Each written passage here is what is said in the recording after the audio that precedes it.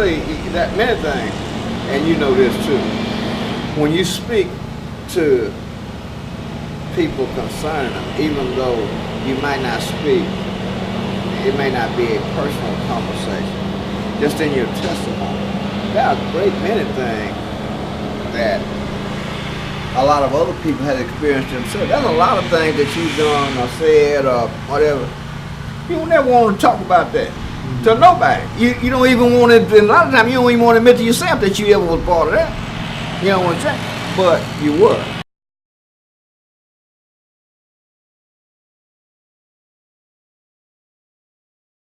I grew up in Newark, New Jersey, and I moved to Texas when I was 15. Well, the background coming from New Jersey, I started off in the gang, the gang called the Black Gangster Disciples, and it was a rough lifestyle, and the lifestyle that I was living, was rough. Growing up in the hood was different, you had to either stay in the house or be in the gang. I came in this life as a twin, and at the age of 15, I lost my twin, so that's when I moved to Houston, Texas. Now, when I moved to Houston, Texas, it was still rough down here. I moved to this neighborhood called Fifth Ward, Texas. Well, it wasn't too much different from New Jersey. So I got back into the things I was doing, the gang life, the selling dope, the pimping, the different things I was into and doing things. I was still going to school and getting my education, but I was just into a lot of different stuff. Well, basically, my life was rough. I came from the streets and I understand it. But once I became, at an older age, after I went to jail, got shot, stabbed, I'd have been through a whole lot of different other things. But when I decided to give my life to Christ, in 2005, I thought I was trying to, better myself, understand the things I was going through. So I got married, things was going good, and then all of a sudden I got sick. 2006, 2007, I got sick. I came down with walking pneumonia. At the time I thought it was just walking pneumonia. I got sick. At this time I was going through things with my wife, and things wasn't just right, really going right. So once I really found out that I was really sick and got put in the hospital, the doctor came to me and told me that I was infected with the HIV virus. And understanding that, when I first heard, when the doctor first came in there, one of my close friends and co-workers was in there with me, and it was kind of harsh at first, but it kicked in. Well, hey, this is something you got to deal with. Life goes on. Let's take a moment to educate ourselves. You cannot contract the HIV virus from kissing, holding hands, touching, sweat, using a toilet seat after a person has used it that has the HIV virus, drinking from a cup, or using an eating utensil that has been used by a person that has the HIV virus. In fact, what most people don't know is that it's us, the healthy people, that are more of a risk hazard to the person who has the HIV virus due to the fact that their immune system is weakened. If we are around them and we happen to have a cold or the flu, something as simple as that can mean death for them. Well, your first reaction is that your first immediate action is you finna die, because you think about AIDS, you think about HIV, probably you think about, oh, I'm finna die. How long I got to live? Am I gonna live long? What's gonna happen to me? Am I gonna lose weight? What's gonna happen? My skin color go change? It's different things you go through. The hardest thing to deal with is just telling people, coming out, by being the popularity that I had, being in the rap business and being out in front of people and doing things, and it's just hard. The hardest thing is just coming out, coming out telling people that, hey, I'm HIV positive and this is this. And some people have the wrong to say, you can't touch me, you can't hug me. But really, to let people know, it's HIV is a thing. You're more harm to me than I am to you. You know, because any little cold you have and I tell, my immune system is lower than yours. My blood count and anything in my immune system from yours contracts from you, it makes me sicker. I could die from you just having a cold, being around me.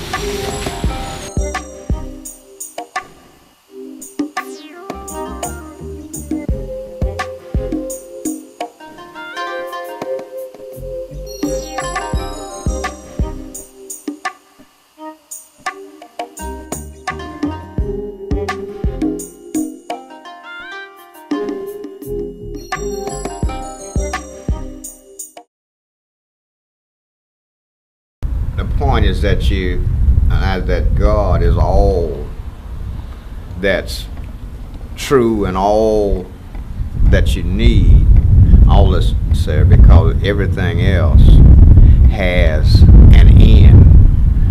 And all you got to do is look around, and that'll be obvious. You'll see people leaving every day. Some of them you couldn't prepare yourself for it, even though you knew that we all have to leave here at some time. You can't, sometimes you can't envision life without these people or these things.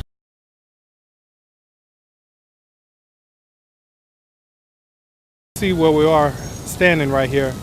This is the last time my mother and we had a memorable moment where I got married at. And that was the last, one of the most important things that my mother wanted to see was to me get married. And by me being the oldest of two, my sister's the youngest, I'm the oldest, so I'm actually the one that actually got married. So this is my testimony. I'm still standing. My mother and I, you know, we were very, very close. She was in the club business, club owner for several years, and I was off in the entertainment business. And that's actually when I first got a chance to start learning my craft about singing, and you know, I kind of grew up in church singing, and so my mother, she kind of pushed me along the way as far as to realizing what my true talent was. At the same time, my mother and I, we've always had a very, very good relationship, you know, and she was like my best friend to me. And so definitely, you know, losing someone that close to you at all of a sudden just out of the blue could be a hard thing to deal with. You know, I was actually at work one day and I actually got a call from my sister stating that, you know, my mother fell out at the hospital while she was at work, right here in the same area, you know. And, you know, at first I thought, you know, she probably, you know, her blood pressure was up a little bit, you know, she'll be okay. Let me just try to go ahead and get up to the hospital to see her. So basically what happened was that as I was going on my way up to the hospital, I was so nervous because I couldn't get that fast enough. And something in my spirit was telling me, you know, try to get there, something must be really, really wrong, because I hadn't heard from her or anything like that at all. So basically what I did was I actually caught the bus, you know, from the Southwest Side all the way to the medical center, which is actually, we were at Methodist Hospital. When I got there, you know, they were saying that she had an aneurysm. And at that time, I didn't really understand what an aneurysm was, but it sounded like something really, really serious. Come to find out, the doctor told me that she had a lot of blood on her brain. And, you know, I was really nervous, and they didn't know that she would be able to make it. So, you know, I was really nervous about it. You know, I was upset about it. You know, I finally talked to my sister. My sister finally came, and then kind of the whole family came. And so, you know, it's just really, you know, it's a whole different thing when you're speaking about a loved one. You know, just all of a sudden out of the blue in this whole situation, where they're laid up in the hospital and there's nothing you can really do about it. So, you know, that was a really hurtful thing for me to deal with. What happened was that, you know, the doctor took my family, my sister and I in this room, and we were discussing on what needed to be done. And they were saying that she was already brain dead. And I was like, wow, you know. And, you know, there was a lot of arguments and commotion going on in the room between my sister and I, because my sister was, you know, wanting to keep her around, you know, because, you know, for selfish reasons, because, you know, she wasn't ready to let go. But I always remember one thing that my mother always told me, even right before my grandmother passed. You know, my grandmother suffered a lot, and she was like, you know, son, don't let me suffer like that. You know, if it's to the point where there's nothing else they can do about it, you know, just let me go. And don't let me suffer like we let your grandmother suffer. And I thought about those things, and it was like so clearly in my head at that time, as if she told that to me like, you know, the day before yesterday. So, you know, it's just things that was like one of the hardest decisions that I had to make in my life, is being able to tell the doctors to go ahead and take her off the breathing machine, because she was unable to breathe on her own. She already had too much blood on her brain, and there was nothing else that they could really do but just keep her comfortable and heavily medicated. I listened to the pain and anguish in his heart. It made me think for a moment.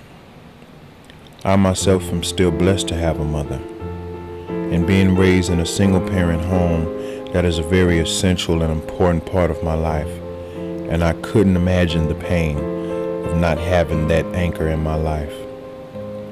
It just makes you want to take a moment to be thankful and grateful for the things that you have. We have to realize that the Lord giveth and the Lord taketh away. And all we can do is cherish those moments and recognize them as a blessing. So if there's somebody watching this right now who has a grudge, a beef, something that needs to be settled, take that time to do that today. Don't live with the regret afterwards. What made it really tough was I actually lost my mother the day after Christmas. So every time Christmas came around, you know, it was like one of those bittersweet type things, you know. And, you know, and for any son to lose a mother, it's a difficult thing to deal with, you know. But every year I got better and better with it, you know. And at the same time, I do want, you know, you guys to understand is that, you know, your strength comes from, you know, wanting the best, not only for yourself, but you always want your mother to be proud of the things that you're doing and the things that you're trying to accomplish in life. You know, like I said, I'm not saying that everything is easy, but at the same time, I do want you to know I did everything in remembrance of my mother, and that was my strength, you know, to keep moving on and to doing what I did. Everything I did was on behalf of my mother, because she was that backbone to me, and she was that person that gave me the strength that I needed to do the things that I wanted to do in life. Also, too, keep in mind that, you know, losing someone is not it's not like it's the end of the world. It always hurts in the beginning, but at the same time, you want to make sure that you keep their vision alive as well as yours. You know, the things that you've always wanted to prove to them and to show them that you could do. You know, and that's where a lot of my strength came from. You know, and still to this day, you know, I think about my mother every day. You know, I think about those special moments that we shared, and that's what actually kept me going. You know, my sister and I, you know, we actually had a relationship that was tainted because of the decisions that I had to make. You know, as far as being able to take my mother off that machine, but at the same time, you know, it was always taught to me and learned to always still, you know, love your sister no matter what, you know. And the reason why, because she is part of my life. It's just the two of us left. And so I have to love her past everything that we've been going through. And I always try to encourage her also too in regards to my mother, our mother, and that that we have to keep moving and we have to keep doing better for ourselves. So anyone out there who's lost a loved one, someone that's close to them, stay prayed up, keep them prayed up, keep them in your heart always, and be motivated to even do better by wanting them to see those things that you're progressing in life. Life still continues. We still have to, we never forget those loved ones, but we keep moving forward and doing the best things that we could possibly do in life. And I'm still standing. The truth is, you have to get to certain things in order to ever get to others. You have to be able to appreciate what you have in order to look at the things that you don't in the proper perspective. A lot of people are so consumed with what they don't have, they don't appreciate anything that they do.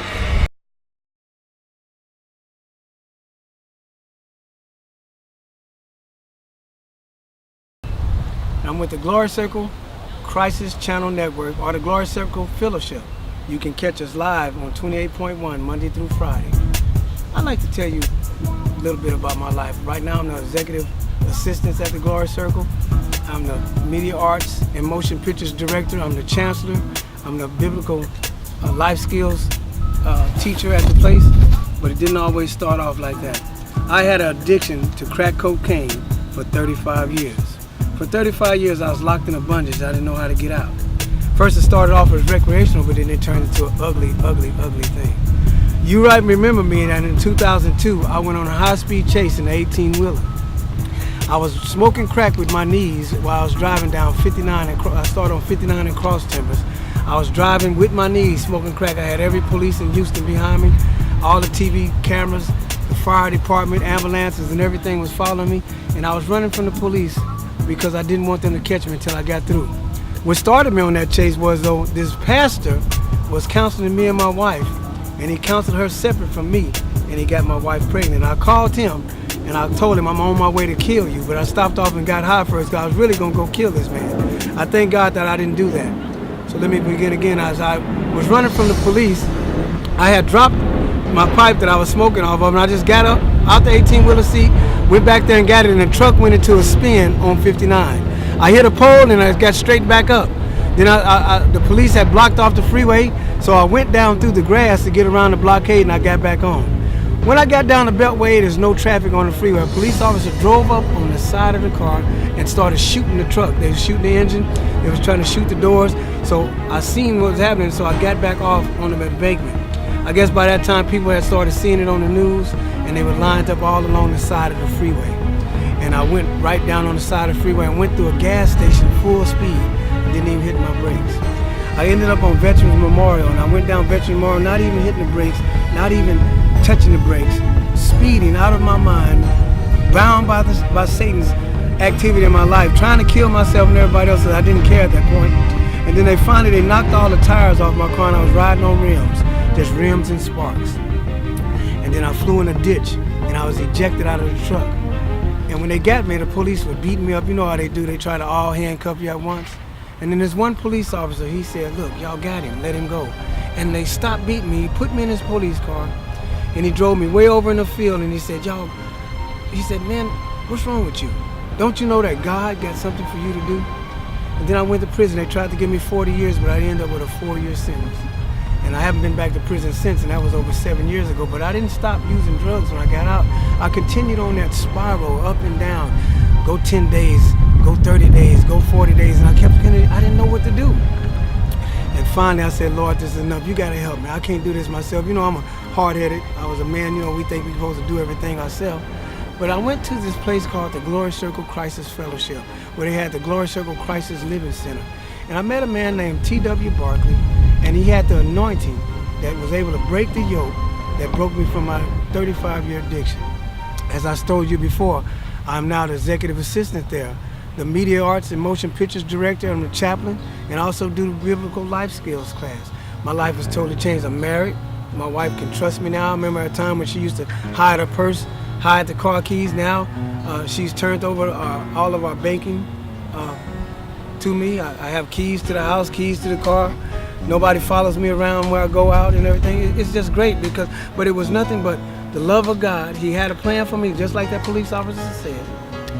He decided that that his son did not die for me in vain, and he sent his love out to me.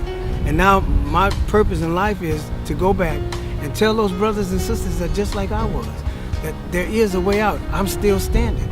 You know, I was counted out by society, I was counted out by my family, but I wasn't counted out by Jesus. Jesus looked at me and he said, I came for that very purpose, was to save you. And that's what he's been doing in my life.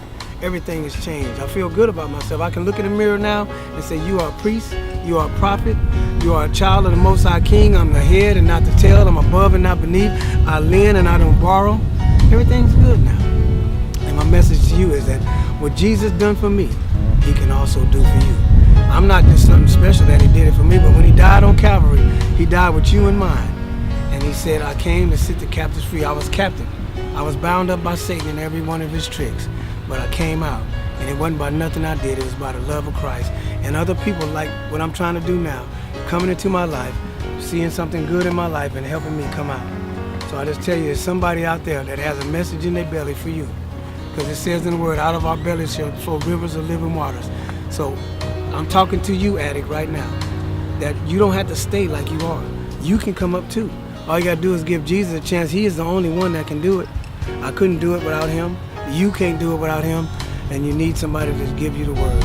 Get yourself to a word preaching church, not one of those ones that's just having business, but a word preaching church, a church that's telling you about the gospel of Jesus Christ, a church that's breaking the word down sentence by sentence, letting you know what the truth is, a place where you can go and a pastor and the church leaders are living it. That's what you need, man of God. That's what you need, woman of God. So I just want to thank you for listening to my story. I hope that I can help you. And if there's anything we can do, come to the Glory Circle. There's room for you at the end. God got my attention at a point in my life where you think that you're going to go on doing a thing forever. It's like it's timeless. Nothing's going to ever change. I'm going to be able to do this, and I'm going to do this till I die. Well, thankfully, that wasn't true. Been at the mall. All right, you look good. Been at the mall. What's your name, brother? Maurice. Joseph. And where you brothers from? Houston, Texas. Houston, Texas. All right, that's out there. All right. How long you brothers been dancing? About 3 years. About 3 years. Y'all gonna do it for us tonight? Y'all give it up for the Southside Dancers from Houston. Hello to each and everybody. My name is Minister Joseph Gwynn. I am the founder of In God's Hands Ministry. This ministry is a ministry that have everybody from gospel rap to gospel comedy to poetry to praise dancing to mind dancing and to even just testimonies. But today this testimony and this DVD documentary is about I'm Still Standing. God allowed me to have a vision to where down the line that people who has been in church never really got a chance to do their testimony. So many people look at them in so many different ways and they want to judge them for their testimony. So God allowed me to be able to put this here on a DVD that people who didn't want to do it in church will be able to get to a point in their mindset and be able to do things outside of the church home. This will be allowing people to be able to come out and say what they really want to say, but it's the DVD that really truly help each and everybody who's hearing this here DVD or maybe be going through some of the things that they're going through in life. My testimony is based on, I was really never off into church. I basically was just doing my own thing. I grew up without my father in my life. I didn't really start spending time with my father until the age of 14. I always grew up with my mom by herself. My mom never really down talked to my dad. in no kind of way whatsoever. I got to a point to where, just like any other kid, I was doing me. You know, I wanted to be around the scenery. I wanted to be the popular person, and God gave me a gift that I took, and I used it for my own main purpose. I had been to a point in my life where was always doing different types of dancing, and dancing had became a part of my lifestyle, along with selling dope, along with being the type of person that was being involved with so many different women. Didn't realize that how many people that I was hurting down the long run. But as with the dancing, that was something that was my art, and it was a gift that was given to me. And one day out of the blue, we was having a party, and I had a young man that was coming up to me, and he asked me about the party that we was having, and I was telling him everything about what we was doing. And he got to a point to come to one of the parties that I had, and he had asked me out the blue one day, said, "Hey, the next time you go perform, let me know." So I called him up one day and told him, I said, "Well, hey, I was getting ready to perform at this club called Reminisce. They have a talent show night every Wednesday. That's in Houston, Texas, off of 288 and off of Griggs Road, OSC." As I was sitting there, I asked him, did he want anything to drink? He said he didn't want nothing. But the whole entire time that I got ready to get ready for the talent show, he was telling me some things. He was just saying how good God is and going through different scriptures. And at that time, I wasn't really trying to hear anything that he was trying to say. And but as he was talking, I was listening to him, and I was just really, amazed by how the way that he was putting the word of God to me. And as I got ready to go up there to go dance, I kind of got to a point in my end to where I really didn't even feel right dancing. Later on, after the contest was over with and I won, he asked me, he said, "Well, now since I came and supported you, why don't you come support me?" And I asked him where at. He said that I'm a part of this church, not knowing that the whole time he was the pastor of the church. Got to a point, I told him that, "What do you want me to do?" I said, "Yeah, I'll come visit you." He said, "But now I want you to come and I want you to mind dance." I never really seen anyone mind dance before, never really understood the meaning of the art. And I told him, I said, "Well, man, you see how I dance." I said, "I can't go up in the Lord's house trying to do this and do that." And he told me down the line, he said, "Man, I guarantee you that God will take everything that's of you up out you and change it around." So as he was talking to me about that, I already had it in my mind I wasn't gonna go. The female that I was with, she had already told me don't go there and this and that. And that Sunday, he called me up and he said, "Hey, how you doing, man?" He said, "I really want you to come on out and come bless the people." He said, "I got so many kids here waiting on you to sit here and surrender service." So as I was sitting there, I just came out and told myself, "Man, I'm not gonna be able to make it." He asked me why. I said, "Well, man, on my end, I really don't have no gospel music to dance off of, and I didn't really even practice." I said, "And I don't even have my dance partner with me." He said, "Man, I didn't ask about your dance partner." He said, "I asked about you." He said, "Out of all things," he said, "I thought at least you'd be a person, a man of your word. You had 7 days to call me and to tell me that on that end." So I had got to a point on my end. I said, "You know what? I'm on my way, man. I'll be there." So as I got there, I sat outside for about an hour. The young lady came outside and she brought me a mask and some gloves. And I asked her what it was for. She said, "It's for you to mind dance." And so as I was sitting there, I had probably over 20 CDs in my car, and I started going through all of every CD that I had in the car. And there was one CD that came out, and it was called "I Need You Now" by Smokey North. And I was wondering, how did this song get on all these CDs? So as I got to listen to the song, I went into the church, I changed clothes, and wound up putting the mask on, and I sat there and I said, "Well, God, if you allow me to touch one person, just one person," I said, "God, I'll stay on the bandwagon for you." And when I got out there, I completely went blank. I thought I had fainted and stuff, but I was in the spirit to where my mind went completely blank. I went through the whole song, and at the end of the song, I was on my knees, full of tears. And as I was sitting there, the pastor had asked me, he said, "The only thing I asked you," he said, "because you are being washed all over again." He asked me, he said, "If you could do one thing," he said, "give God 1 year to be totally free of sin." He said, "I know you're going to sin every day." He said, "But be totally free. Give him a will.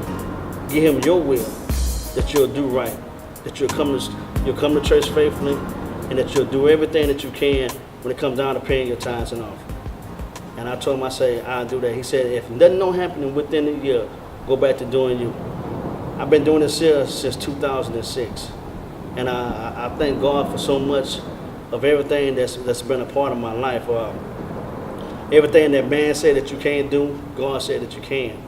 Even through the process of being at the church and being up under that pastor at the time, there were some things that hurted me because I was so much of a young person, but I was on fire for God constantly. And so by me being on fire for God, there was things that I wanted to ask and I wanted to know. And when I started seeing that the man of God was falling short, I knew that the Bible says anytime that you have any problems with a leader or with anybody, you go to them with a witness. And as I went to them with a witness, it seemed like everything that I was doing and everything that I was saying didn't amount up to nothing on his end. My wife had wound up having a stroke, and as when my wife had the stroke, I had asked him, my wife had been in the hospital for 4 months, and I had asked him, why is it that you haven't came and seen my wife yet? He told me that she wasn't a member of the church. And as a young person who was in the church and that wasn't a part of church, I had got so mad and got so angry. But I had to have forgiveness in my heart, because if I didn't, I wouldn't be able to be where I'm at right now. I'm not where I used to be, but I'm better off than where I'm at. Because so many things that I went through in life could have had changed my attitude, could have made me go back to doing what I was doing. But I thank God, not only for my wife, but I thank God for God sending me my wife, because through her, it allowed me to get to a point on my end to show and be able to see what forgiveness was about.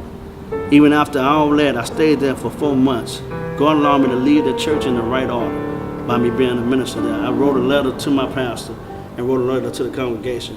And even now, even through all the stuff that I've been through, even with my old pastor, I still thank him and I still love him, because he was the person at that time for that season to get me to where I needed to be at. And you're going to wind up somewhere down the line, whether you're in church now or you'll be in church later, somebody's going to be there for that season to be able to come to you and be able to talk to you, because the things you're going through now, people probably been telling you all the time about go to church, find you a church home.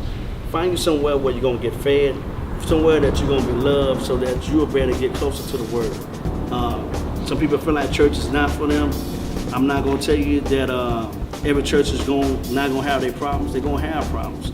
But you have to be on your own and realize that, hey, no matter where you go, as long as you're going there to get the Word and make yourself a better person. If you don't want to do that, then you need to find out, what is your true calling, because the gift that you have can bless someone else. And this is the reason why I'm still standing, because I never let no one stop. And I thank God for Him loving me even through all the sin that I have done in my entire life. I thank God for the people that's on this DVD, because without them, there will be no IGH and there wouldn't be nobody still standing. So through this here DVD, I hope that it touches you, hope that it not only touches you, but it helps you be healed from all the harm and danger that you've been through and stuff. And just remember, give it up to God, and God will give it back to you. Amen. And so when it's removed from my life, it was His to begin with. And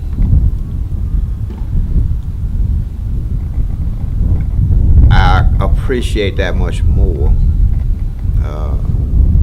the many things that God has blessed me with throughout my life. Not the least of which is just to be able to sit here and to talk and to reason and to remember all of the good things that God has done for me. And that's on a daily basis and even on a smaller scale. Every second